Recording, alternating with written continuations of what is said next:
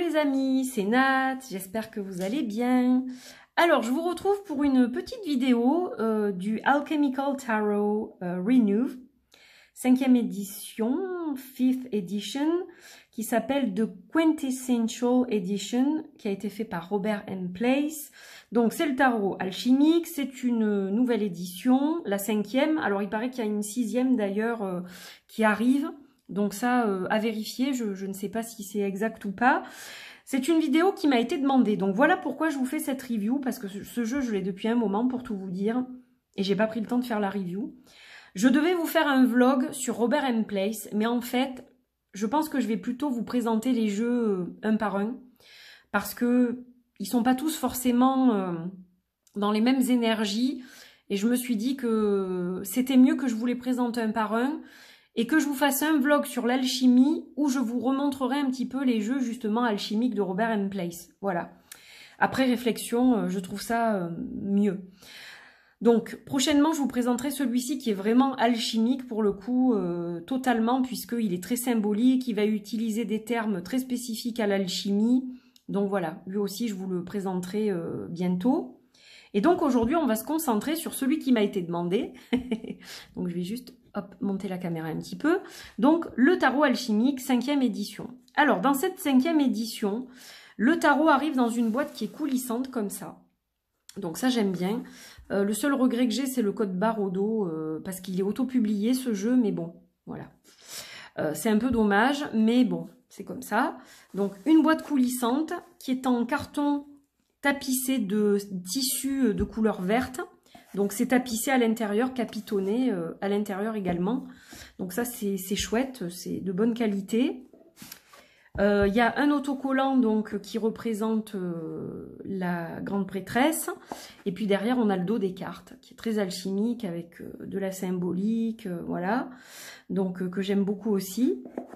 Donc une boîte qui est sympa, une boîte qui est vraiment sympa, qui est jolie. On a un petit livret mais qui n'est pas très épais. Voilà, donc il a été publié celui-ci en 2020. Donc on vous raconte, Robert M. Place vous raconte un petit peu l'histoire de ce tarot.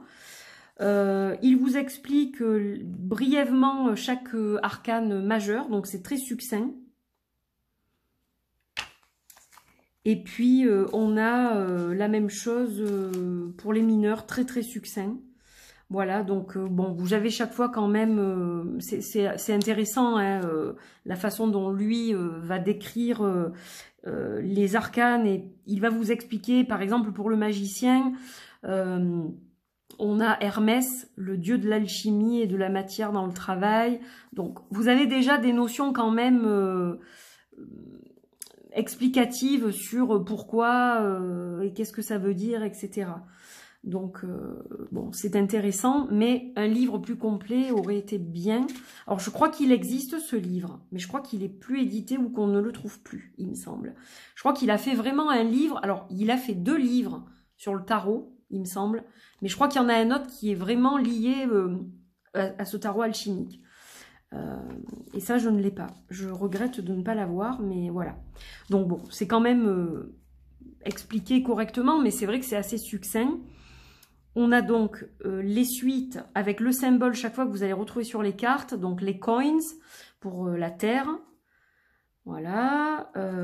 On a donc les vaisseaux pour l'eau, l'intuition. Les épées, l'air, la pensée. Et puis on a les bâtons, le feu, les sentiments. Mes sentiments, lui. Alors, feeling, c'est plutôt sentir. C'est plutôt sentir, et intuition, ouais, sentir, ressentir, mais sentiment aussi quand même. Et pourtant, les sentiments, on le sait, les émotions sont liées aux couples. Donc ça peut porter à confusion si vous êtes débutant. Moi, c'est plus le fait de ressentir au niveau de la flamme qui nous anime. On ressent cette flamme à l'intérieur de nous. Voilà. Il vous explique également le dos du tarot. Donc ça, c'est intéressant. C'est l'image de l'Anima Mundi, la Lady Alchimie, qui est basée sur Une œuvre qui a été trouvée dans le Collectanea Chimica de 1693. Donc vous voyez, il vous explique tout. Moi, c'est ça que j'aime chez lui, c'est qu'il explique pourquoi il a choisi ce dos. Et qu'est-ce que ça veut dire, et qu'est-ce qu'on trouve dessus. Voilà, donc là, il vous explique tout de façon détaillée, donc ça, c'est sympa. Voilà, donc, si un jour je peux me procurer le livre, ben, j'aimerais bien. Mais dans tous les cas, ça, c'est quand même bien, dans un premier temps. Voilà, après, pour les débutants, si on n'a pas de notion d'alchimie et qu'on n'est pas encore bien fortiche sur le tarot, c'est compliqué quand même. C'est mon sentiment. Après, vous craquez. Hein. Voilà, je pense qu'il faut suivre aussi ses envies. Si vous êtes appelé, c'est qu'il y a une raison et que peut-être vous allez devoir ben justement travailler avec l'alchimie, sur l'alchimie, etc. Alors, les cartes, donc, elles ont les tranches or, comme vous le voyez, un or brillant. J'aurais préféré un or antique. Je pense que ça l'aurait fait encore plus, mais j'aime quand même. Ce que j'adore, c'est la matière des cartes, le papier, qui est mat et qui fait de la musique. J'adore cette texture de papier. Voilà, elles font de la musique. C'est, je sais pas, voilà, j'adore. Elles sont musicales, celles-là. Allez, on va regarder les cartes. Je vais essayer d'arrêter de dire des bêtises. Alors, on commence avec le fou qui n'est pas numéroté. Voilà, donc on n'a pas un chien, on a un lapin. J'adore les couleurs de ce jeu, elles sont très douces. Il fait très vintage en fait dans ses coloris. On a le symbole de l'alchimie là. Symbole alchimique. Donc voilà le dos. Qui est très très beau. Qui fait vraiment ancien aussi, j'adore. Donc on a un cadre double. On a une bordure blanche avec un cadre. Et puis on a une petite cartouche avec le nom des cartes. Donc les premières lettres de chaque mot sont en rouge. Là, on a Hermès, le messager, pour le magicien. Donc, il y a beaucoup de symbolique, comme vous le voyez, dans toutes ces cartes. La grande prêtresse. J'aime énormément le style de Robert M. Place, je l'ai déjà dit plusieurs fois. L'impératrice qui, là, est maman. D'habitude, on a plutôt une femme enceinte. Et là, on a un enfant qui est déjà assez grand. Hein. Voilà, on a vraiment ce côté abondant, ce côté créatif aussi avec cette carte-là. L'empereur qui est sublime. Qu'est-ce qu'il est beau cet empereur, regardez-moi ça. Sublime. Sublime avec l'aigle, le hiérophant, dans une belle robe rouge. Alors, pour les amoureux, on a deux cartes. Hop, je masque celle-là pour l'instant. Donc, dans la première édition, c'était une autre carte qui a fait un peu scandale et polémique. Donc, elle a été retirée et il avait fait cette carte-là pour l'édition suivante, ou les éditions suivantes. Et puis, donc là, on a une carte qui montre pas grand-chose, en fait. Voilà, on a des amoureux un peu timides. Et puis, je vous la montre parce que moi, je la trouve magnifique et c'est celle que je préfère. Ça, c'était la carte originale qui a fait un peu scandale parce que, ben voilà, on a un couple dans l'acte sexuel. Et c'est vrai que, bon, elle a fait un peu polémique, bien que on imagine plus que ce qu'on ne voit. Hein. Donc, bon, je comprends pas vraiment que ça ait fait polémique. Après, ça peut peut-être choquer certaines personnes. Ça reste de l'art, du dessin. Donc, voilà. Ma préférence va vers celle-ci. Mais je les laisse toutes les deux. Parce qu'elles sont, pour moi, à des degrés différents au niveau relationnel. Voilà. Donc, je les laisse toutes les deux. Je suis bien contente d'avoir les deux. Le chariot. Donc, on a un chariot de dos. C'est assez original, je trouve. Je crois que c'est la seule fois où j'ai un chariot de dos dans un tarot. La justice, qui est magnifique. L'ermite. Très Merlin. Hein. Très, très Merlin. La roue de fortune. Donc, on a vraiment l'ouroboros. On a vraiment ces notions d'alchimie dans la symbolique des cartes. On a le lion vert, là, pour la force. Donc, c'est très alchimique, ça aussi. Le pendu. La mort. J'aime beaucoup cette carte-là, d'ailleurs. la tempérance, le diable, avec un personnage à double tête. Donc ça aussi, on voit beaucoup ce type de personnage dans l'alchimie, hein, le mi-homme, mi-femme en fait. On a les deux représentations là. On a la tour, avec l'alambic, l'étoile. Magnifique étoile, elle est superbe cette étoile. J'adore. La lune, avec la bergère. Du moins, on dirait une bergère. Le soleil, qui fait aussi très couple hein, au niveau des personnages. Là, on a vraiment cette notion de couple encore, de rapprochement, de partager des choses ensemble, etc. Donc, moi, je l'aime beaucoup, ce tarot. Le jugement, il est au top pour les relations sentimentales. L'alchimie du couple, le monde, magnifique carte aussi. Voilà, donc très beau tarot et de magnifiques arcanes majeurs. Alors, au niveau des mineurs, donc on y va avec les coupes, les vaisseaux. Donc on a l'As, magnifique, le 2. Vous voyez, il fait très... moi, je le vois bien pour les tirages sentimentaux, je trouve qu'il s'adapte très bien. Le 3. Le 4 avec l'éléphant. Dans celui des 7 vertus aussi, on a un éléphant d'ailleurs.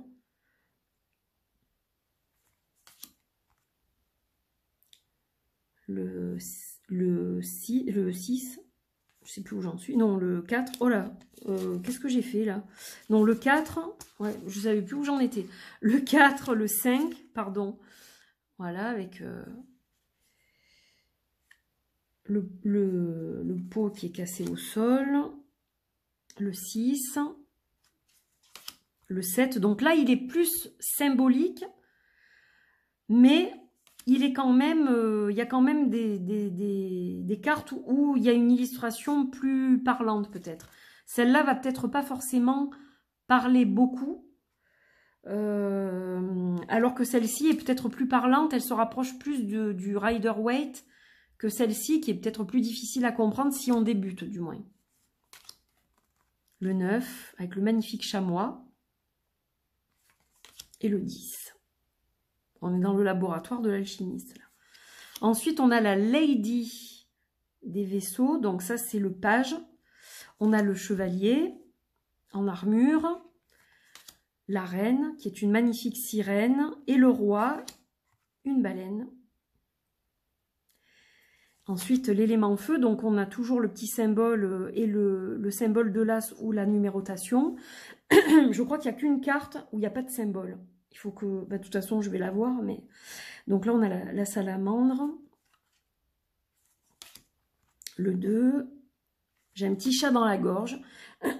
Pardon. Il fait froid dans mon bureau, en fait. Il fait très chaud dehors et très frais dans mon bureau. Donc, le 4 des bâtons, vous voyez, on a encore le couple qui ressort. Donc, je vous dis, ça, c'est sur beaucoup de cartes. Et c'est vrai que moi, je le trouve idéal pour les tirages sentimentaux, surtout. Le 5. Le 6, le 7 des bâtons, le 8, à ne pas confondre avec le 9 des bâtons. En fait, sur le coup, quand je l'ai vue, celle-ci, j'ai pensé que c'était le 9, et en fait non, le 9, il est là. Donc vous voyez, là aussi, ça peut créer la confusion chez un débutant parce que visuellement, comme ça, de premier abord, je vois le 9. La personne qui est entourée de barrières, de bâtons, voilà, qui se protège, etc. un peu. Et en fait, non.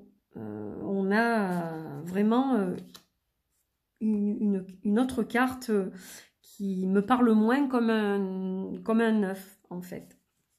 C'est mon avis personnel. Et le 10. Alors ça, par contre... le phénix qui renaît de ses cendres, je trouve ça super parce que très alchimique le phénix, mais on a vraiment ce côté de déposer son fardeau quelque part et de renaître de ses cendres une fois qu'on l'a fait. Donc, j'aime beaucoup cette interprétation. La Lady des bâtons, le chevalier toujours en armure. Donc, personnage féminin pour le page, chevalier en armure toujours. La reine des bâtons et toujours un animal pour le roi, qui est un dragon. Je vous ai dit ça à l'amande tout à l'heure, mais je crois que c'est un dragon, un bébé dragon. Voilà, on a le dragon qui garde le flambeau, le gardien. C'est ça le dragon, le gardien. Hein. L'as des pentacles ou des deniers, des coins, avec le petit lapin blanc. Le 2, avec toujours cette notion de 8 de l'infini, le soleil, la lune, on a l'équilibre, le déséquilibre, la dualité. Le 3, le 4, il est vraiment sublime. Le 5, donc bien dans la représentation du 5 de Pentacle. Le 6, le côté générosité. Le 7, on retrouve le caducée ici, le cœur sacré ici. Le 8, le 9, avec le côté abondance, réussite, etc. Le 10 des pentacles, bon là, lui il est bien là. On a la Lady ensuite, donc toujours personnage féminin, le chevalier en armure, la reine avec sa corne d'abondance, et le roi évidemment des pentacles, c'est le roi lion, le lion. As d'épée, le 2,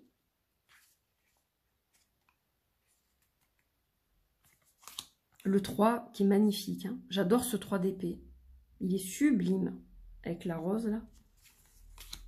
Le 4, on se repose, on s'apaise. Le 5 d'épée, le 6, le 7, on a bien ce côté entre guillemets, je mets des guillemets parce que j'aime pas trop que le renard ait toujours le mauvais rôle dans les jeux, mais bon là on a ce côté un peu trahison quoi. Le 8, le 9 et le 10. Alors là, c'est pas dans le dos, c'est devant. Il y a beaucoup de sang et ça va être compliqué de repartir là. Mais bon, voilà. Il y a des choses qui divergent par rapport à un tarot rider. C'est pour ça, je vous dis, pour les débutants, il y a des petites choses qui peuvent semer le trouble. Mais moi, je l'adore. Hein. Il est magnifique. Un de mes tarots favoris.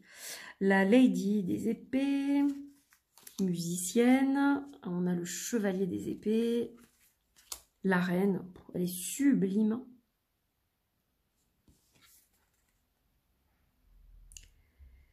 Et le roi. Voilà, sublime. Donc, je vous en reparlerai quand je ferai le vlog sur l'alchimie, je pense. Voilà. Parce que je vous présenterai quelques jeux alchimiques, justement. Je vous parle... Alors, je ne vais pas vous faire un vlog de 6 heures, hein, parce que je ne peux pas tout vous expliquer non plus sur l'alchimie. Déjà parce que je ne sais pas tout. Ensuite, parce que ça me prendrait beaucoup de temps. Donc, ça sera les bases, en fait. Mais je pense que ça peut être intéressant pour certaines personnes qui connaissent pas du tout. Donc, voilà... Si je peux apporter aussi de l'eau au moulin, c'est bien. C'est fait pour ça, les chaînes YouTube, je pense aussi. Donc moi, j'étais ravie de vous le présenter, en tout cas celui-ci. Hugues, si tu me regardes, je te fais des gros bisous. Et je vous fais des bisous à tous de toute façon, évidemment. Je vous fais plein de bisous. Et je vous dis à bientôt pour de nouvelles aventures. En tout cas, j'espère que vous avez apprécié le magnifique tarot de Robert & Place. Donc, je ne sais pas s'il est disponible dans cette édition-là. Mais en tout cas, j'ai entendu parler d'une 6e édition de toute façon. Et dans tous les cas, c'est pas un jeu qui sera épuisé. Je pense que Robert M. Place va le reproduire parce que c'est un jeu qui est très demandé. Donc voilà. Il y a même des jeux. Il y a même des personnes qui ont acheté chacune des éditions pour la collection. Mais voilà, donc il y a toujours quelque chose qui va diverger. Et du coup... il y a des personnes qui ont les 5 éditions et qui auront la 6e. Donc voilà, c'est pas un jeu qui est prêt de s'arrêter pour moi. Voilà mes amis, eh bien écoutez, je vous fais des bisous, je vous dis à très vite pour de nouvelles vidéos, portez-vous bien et on se retrouve très bientôt. Bye bye!